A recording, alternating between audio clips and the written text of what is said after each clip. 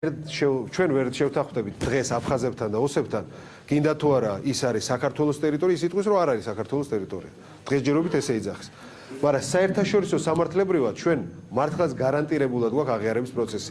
ნაურუს იყიდის თუ კიდე ერთ ორ ქვეყანას, არა, რომც იყოს. არანაირი მნიშვნელობა არ აქვს, უშროების საბჭო, გაერო, ევროკავშირი, ყველა უჭერს საქართველოს ტერიტორიულ მთლიანობას ძალიან ძლიერად მხარს. ამიტომ მაგის საფრთხე ჩვენ არ აგვაქვს. მე როგორც დიპლომატი და საერთო სამართლის სპეციალისტი გეუბნებით ამას. რომ არსებობდეს ეს საფრთხე, ვილაპარაკებდი მაშინ ამაზე.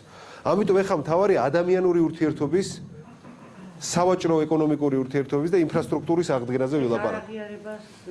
არანაირად.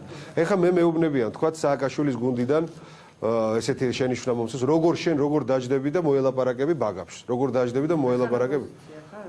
არა, ოპოზიცია არაფერს არა, ეს უნდა მოხდეს სახელმწიფო დონეზე. ოპოზიცია ამას ვერ გააკეთებს, თავიდანვე შევთანხმდით. ანუ ჩემი საქმე ეხლა არ არის მოლაპარაკება, იქნება იმაში, როდესაც ვიქნებით ხელისუფლებაში. როგორ არ უნდა დაელაპარაკო ბაგაფშს, რომელიც არის იმ ხალხის წარმომადგენელი, იქ ვინც დარჩა.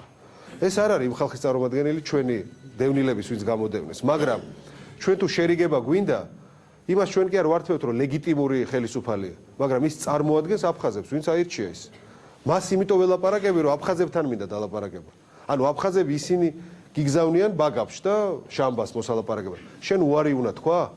არ უნდა დაელაპარაკო? და ხო ნახსოვ ჩვენ 2005 წელში თბილისში ჩამოდიოდნენ, ჩვენ ჩავდიოდით, მე ჩავდიოდი სოხუმში და დავიწყეთ ამ მოლაპარაკებებით რაღაც კონკრეტული ნაბიჯების გადადგმა. მერე ჩაიჭრა. კანონი ტერიტორიული ოკუპირებული ტერიტორიების შესახებ ეს გვაძლევს საშუალებას თქვენ ან მეც გადავიდა ველაპარაკო. ადამიანურ ურთიერთობებზე, საზოგადოების შორის ურთიერთობებს ეს კანონი არ წყვეტავს. იქ არის პირობები შექმნილი ისეთი, რომელიც რეალურად ვერ გადაგადგმებინებს ნაბიჯებს, თორემ უკანონობა არ იქნება. რომ თქვენ ნაცნობებს შეხვდეთ აფხაზეთიდან, გადმოიყვანოთ, გადმოიპატიჟოთ ან გადახვიდეთ. კანონი არ გძალავს მაგას.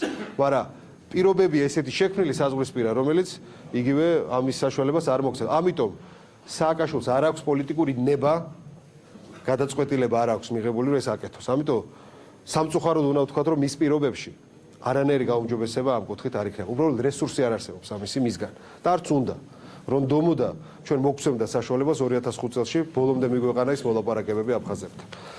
რაც შეეხება ესე იგი არაღიარებაზე კი პასუხით.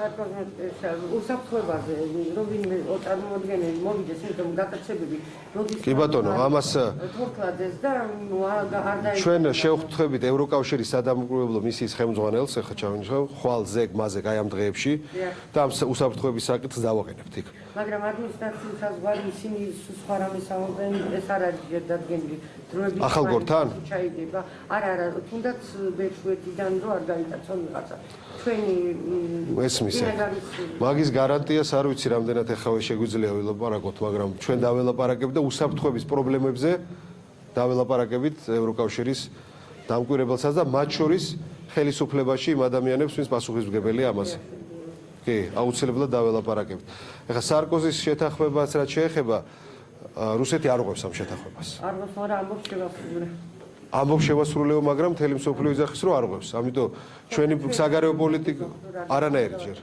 ჯერ ვერანაირი ეს არის ილუზია ეხლა ჩვენ რომ ვინმე გვითხრას რომ რუსეთზე ჩვენ გვაქვს რაიმე ბერგეთი რომ ქონოდა აქამდე გამოვიყენებდით ერთადერთი გზა არის რაზეც ვილაპარაკეთ რუსეთთან ნელ-ნელა დავიწყოთ ურთიერთობების ნორმალიზება ეს შედის ჩვენს ეროვნულ ინტერესებში მაგრამ ამას დაჭირდება პოსტ-სააკაშვილის დრო და პერიოდი ქუჩაში კი არ ვდგევართ ვაწვევით და ამას ვცვლით ეს არის საქმე ეს არის სერიოზული პოლიტიკა დანარჩენი ყველაფერი არის ისევ უკან წასვლა რუსთაველზე გამოვიდეთ ავანთოთ ავოფრიალოთ ესე ვთქვა დროშა გადადექი არ გადავდგები და დამთავრდება ეს უკვე უნდა ჩაბარდეს ისტორიას სერიოზული პოლიტიკის დრო დადგა და დიდი მადლობა ესეთი კიდევ ერთხელ მიღებისთვის აზრების გაზიარებისთვის და ამ შეხვედრებს და ამ დიალოგს ჩვენ გავაგზავნებთ კარგად ბრძანდებოდეთ მადლობთ მოგეხსენებათ რომ 2010 წლის სექტემბერში ჩვენ თავისუფალმა დემოკრატებმა მანამ სანამ საპატიმრო კოდექსი შევიდოდა ძალაში გამოვთქვით რამდენიმე კრიტიკული შენიშვნა ერთ-ერთი უმნიშვნელოვანესი გახლდათ ის რომ სრულწლოვან პატიმრებს არ ჰქონდათ საშუალება გრძელვადიანი პაემებისა. დღეს, როგორც იცით, საქართველოს პარლამენტი მთავრობის ინიციატივით სწორედ იხილავს კანონპროექტს, რომლის ძალითაც შემოდის სრულწლოვანი პატიმრებისთვის ხანგრძლივი პაემების შესაძლებლობა. ეს უფლება ეძლევათ როგორც მამაკაცებს, ასევე ქალებს, ყველას ვინც სრულწლოვანია ზოგიერთი გამონაკლისის გარდა. ეს გამონაკლისები არ არის ჩვენი კრიტიკის საგანი დღეს, ამიტომ იმას მოგახსენებთ, რაც ჩვენ მიგვაჩნია თავისუფალ დემოკრატებს, რომ არის ხარვეზი ამ კანონ პროექტში. პირველ რიგში და უპირველესი არის ის, რომ ჩვენ მიუღებლად მიგვაჩნია გაუარესდეთ მდგომარეობა არასრულწლოვნებს. რადგან დღეს მოქმედი კოდექსით იცით, რომ არასრულწლოვნებისთვის იყო ისედაც დართული ნება გრძელვადიანი პაემნებისა, მაგრამ მათი რაოდენობა იყო 4 გრძელვადიანი პაემანი წელიწადში პლუს 1 პაემანი წახალისების ფორმით. ეს მცირდება ერთით და დღევანდელი კანონ პროექტით არასრულწლოვნებს არა 5 პაემნის, არამედ 4 პაემის, ანუ 3+1-ის შესაძლებლობა ექნებათ. გარდა ამისა, მათთვის არასრულწლოვნებისთვის მცირდება ამ ხანგრძლივი პაემის ხანგრძლივობაც. თუ დღეს მოქმედი კოდექსით ეს იყო 48 საათამდე, ყველასათვის ერთი ხანგრძლივობა დგინდება დღევანდელი კანონ პროექტით და ეს იქნება მხოლოდ 24 საათი. ჩვენ მოვითხოვთ, რომ არასრულწლოვნებისთვის არ გაუარესდეს მდგომარეობა და შენარჩუნებული იქნეს როგორც რაოდენობრივი, ასე ხანგრძლივობის თვალსაზრისით ამ პაემნების რაოდენობაც და ხანგრძლივობაც 48 საათამდე. რაც შეეხებათ მამაკაცებს და ქალებს. თქვენ ნახავთ, რომ ახალ კანონ პროექტში ერთი და იგივე რაოდენობის გრძელვადიანი პაემანი ეკუთვნით როგორც ქალპატიმრებს, ასევე მამაკაცებს. ჩვენი შეთავაზება იქნებოდა, რომ ქალებს, რომლებსაც მოგეხსენებათ, რომ უფრო მტკივნეულად განიცდიან შვილების გარეთ დატოვებას და იცით, რომ არაერთი მარტოხელა დედა იხდის საპატიმროში სასჯელს, კარგი იქნებოდა თუ მათ მამაკაცებისგან განსხვავებით ექნებოდათ 3 გრძელვადიანი პაემნის საშუალება პლუს 1 პაემნის საშუალება წახალისებით. ჩვენი შეთავაზებებით, დასკვნის სახით რომ გითხრათ, მამაკაცებს ექნებოდათ 3 პაემანი, ქალბატონებს 4, ხოლო არასრულწლოვნებს 5. ჩვენ აგრეთვე მოვითხოვთ, რომ კანონ პროექტში დაფიქსირდეს უფლება იმის შესახებ, რომ როგორც სტუმარს, ისე პატიმარს პაემნის ოთახში ექნება ადამიანის ღირსების შესაბამისი პირობები.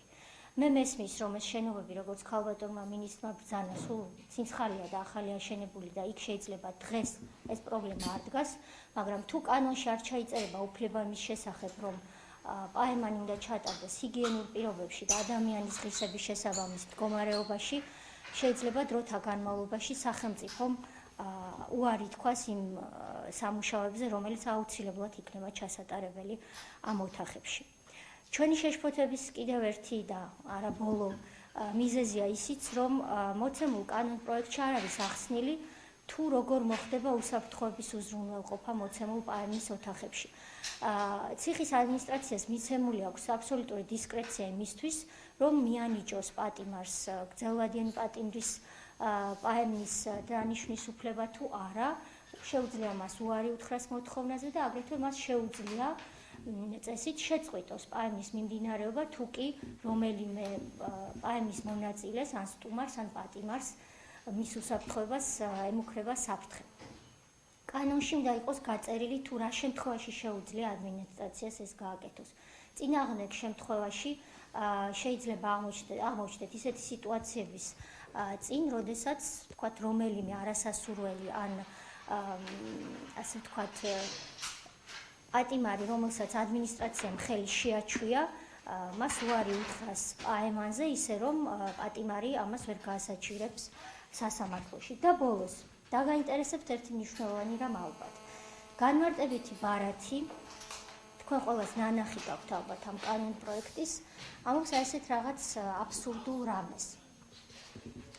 კანონ პროექტის განმარტებითი ბარათის თანახმად ბიუჯეტის საშემოსავლო ნაწილი ამ კანონ პროექტის კანონად ქცევის შემთხვევაში არავითარ გავლენას არ განიცდის. მაშინ, როდესაც ვიცით, რომ პაემანი ფასიანია. მაშინ სად მიდის ეს 60 ლარი, რომლის შესახებაც მოგვახსენა ქალბატონმა კალმახელიძემ, რომ ეღირება თურმე თითოეული პაემანი. განმარტებითი ბარათი გვეუბნება, რომ ბიუჯეტის საშემოსავლო ნაწილი არავითარ გავლენას ამ მხრივ არ განიცდის.